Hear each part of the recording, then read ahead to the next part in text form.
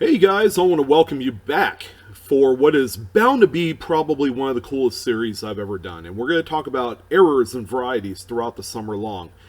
In addition, we're also going to be doing giveaways, all right, for all of the active viewers, patrons, subscribers that I have on my channel. So if you haven't done so already, hit that subscribe button, hit the bell for instant notifications so that way when a new video pops up, you never know. All right, the giveaways can happen anytime, and it's going to be as simple as throwing in a comment just to win. It's going to be really cool. I'm happy to give back. I appreciate all the views and support. It's going to be a lot of fun this summer.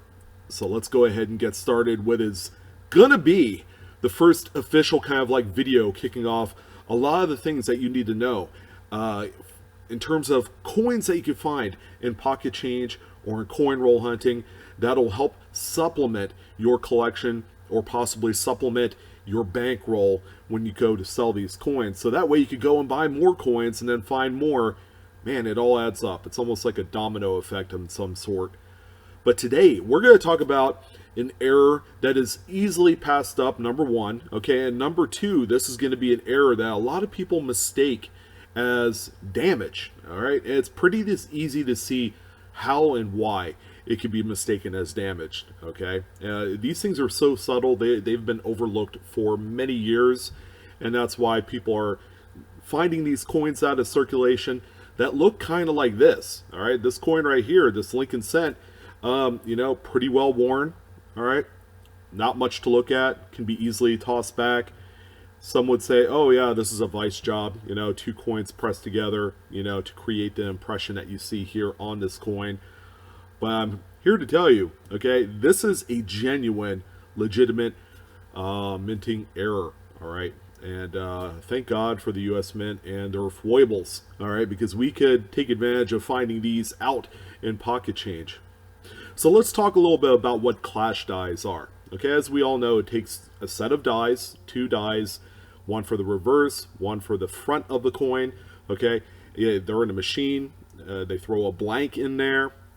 The presses strike the coin, and there you go. You have one final product piece produced as a result.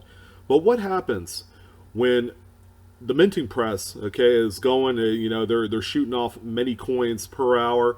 Okay, what if a blank didn't make it into the striking chamber before the two dies come together? All right, well, that's what clashing is. The dies in itself will clash up against each other. Okay, they'll make impressions of both the obverse on the reverse and the reverse on the obverse. You get the big idea.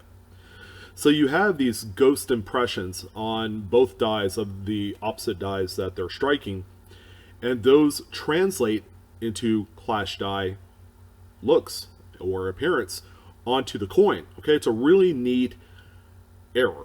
All right, now looking at this Lincoln cent, okay, some would say, oh, it looks damaged again, looks like two coins pressed together. But if the clashing is light enough, it also looks like scratches. Okay, and I have a few coins here that could possibly be mistaken as coins with little scratches on them, and that's why people throw them back.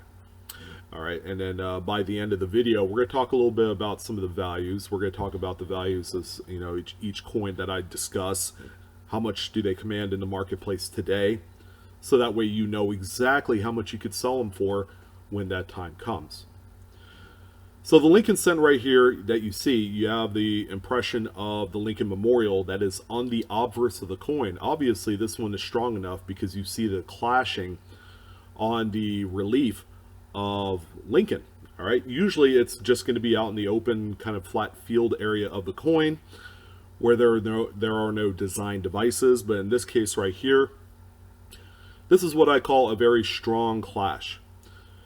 On the reverse, you could see, little bits and pieces of Abraham Lincoln's profile on the reverse of the coin, albeit not as strong on this particular example. A lot of this stronger, more eye-catching, eye-appealing clashing will occur on the front of the coin because you have a lot of the open flat field area next to all the devices. All right, so This is a coin right here that you should not overlook. Even if you think it's a fake or a vice, smashed together two coin type affair. Okay, some garage shenanigans. You should still put it aside and consult with someone on the forum side, with me, with some of the other YouTubers on here, and we could help you along to determine if you have something that's a legitimate error.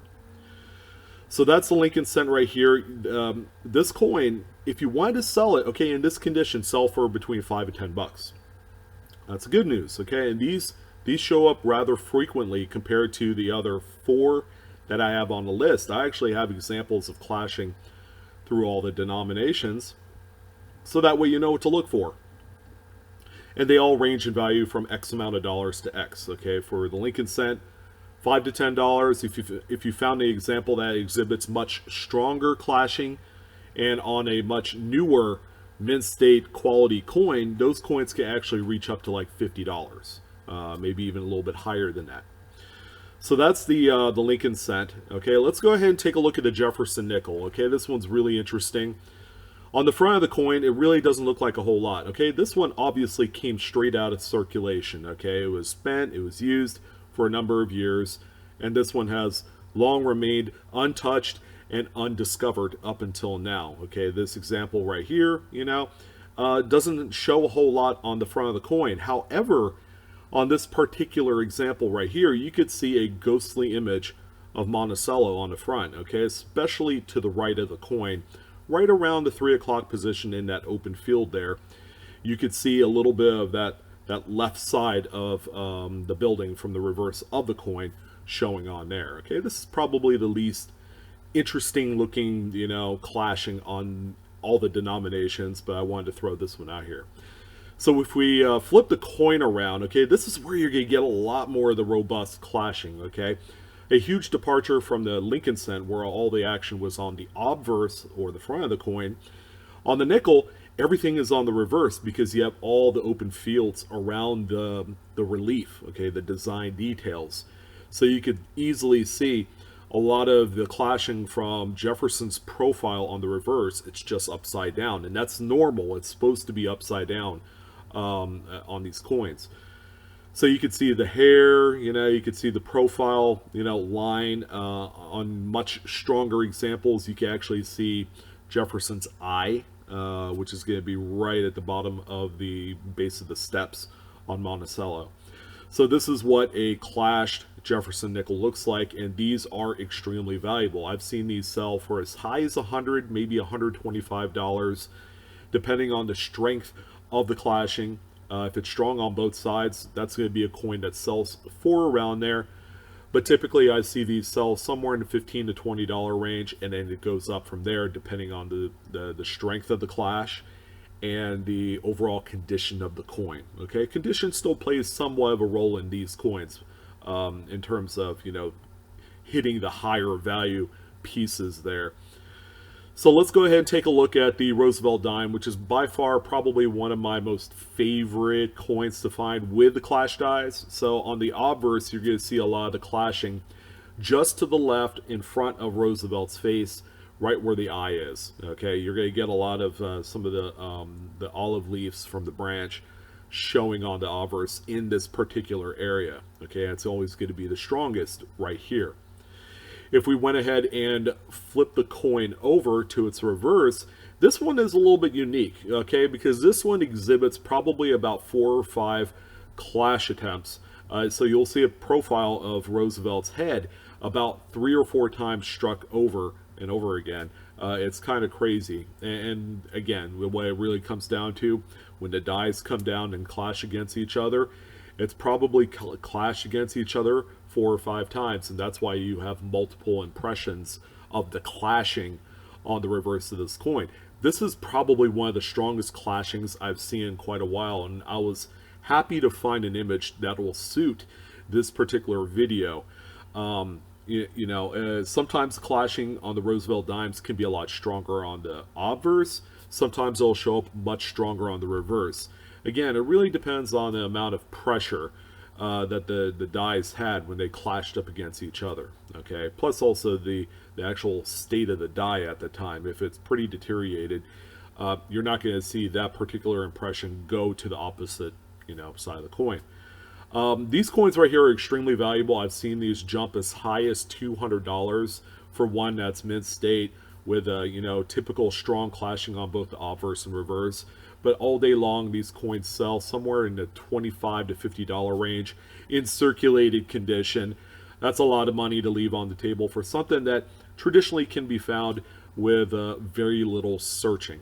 Okay, so I wanted to point out before I went into the quarters part of it. A lot of the clashing that you see occurs on Philadelphia minted coins. Obviously, they didn't hold themselves in the highest regard the same way that the Denver Mint does in terms of their quality control processes. The Philadelphia minted coins can exhibit a lot of clashing, and I'm happy to say, even though I'm here on the West Coast, I come across a lot of Philadelphia minted coins with strong clashing. Much like some of the coins you see here. So they could be found basically anywhere, with very little searching. So the one quarter I wanted to show you, there are a lot of clash dies that you could find in the state quarters, in the national parks. Okay, they do exist. The one that I wanted to talk about, okay, that gets a lot of, press among the coin community, and that's the Spitting Eagle type coin. Okay, what this simply is it's just a clash line. All right, this particular coin right here is sold for $10. Okay, so they have value. They're actually very easy to find. I found a few of them myself, and they're quick to liquidate. Okay, you can turn around and flip them, make $5 to $10 every time you find a Spitting Eagle Washington quarter. Now this is going to be on the pre-1999 series of quarters with the Eagle reverse. Okay, and typically again you're going to find them on the Philly minted examples. So that's the quarter for you. And I wanted to end it off on quite possibly the coin to look for, the most valuable one that you don't typically find and come across that often, and that's the Kennedy $half clash dies. Now take a look at the front of this coin. This is probably one of the strongest die clashes I've ever seen on a coin. When you have dies as big and as robust and with strong features as the Kennedy $half, when they clash together and then they're translated onto a coin, they could look absolutely marvelous. Take a look at this one right here. Now this is a coin I firmly believe sold for way too little money. Okay, you don't see Clash Kennedy $half that often. All right, this one came into the market just recently on eBay, and it's sold for not even $30. All right, this is a coin that I feel like, in spite of its grade, should have sold for close to $100. And I've seen coins on this level in mint state sell for as high as $250 to $300. The good news about all the coins that I've talked about with you today, all these clash dies, is you could easily sell them without the aid of any sort of third-party authentication, which means you don't have to send it off to a PCGS, NGC, Annex, ICG. Leave the third-party graders alone. Enjoy the coin into your collection. Okay, furthermore, sell it. You don't need to sell it graded. Okay, that's the cool part. And they're a lot of fun to collect. All right, try collecting a clash die from every single date of the Lincoln Memorial Series. Okay, that's a heck of a challenge. I've seen a few people do it, and they're still doing it to this day after many years, if not decades, of diligent searching for specific dates. It's a lot of fun. This is a strong secondary market if you wanted to get into searching, discovering, identifying, and then subsequently flipping them for a nice tidy profit. So that, ladies and gentlemen, in a nutshell, is die clashes. Okay, we showed one of each denomination. Hopefully, this little image video guide will help you out, determine exactly what a clash die looks like, and what to look for. They all look the same on every specific date. Okay, and you're not going to find one that's more rotated or more weird, or I don't know what but they're all going to look pretty similar. Okay. Do not overlook these coins. Do not throw them back because you think they're damaged. All right, it's better to hold on to them, throw them on Facebook. Hey guys, what do you think? Okay, and more than likely you're gonna have something that's really gonna, you're gonna be pleased with what you found. So, I'm your host Sean with Blue Ridge Silver Hound. I want to thank everyone for joining in on this special episode of errors and varieties for this summer for 2019 as we get ready for the coin roll hunting season this fall. It'll be a lot of fun. I want to inject as much information as I can to you guys. You guys take care, have a good one, and stay tuned for more great error videos.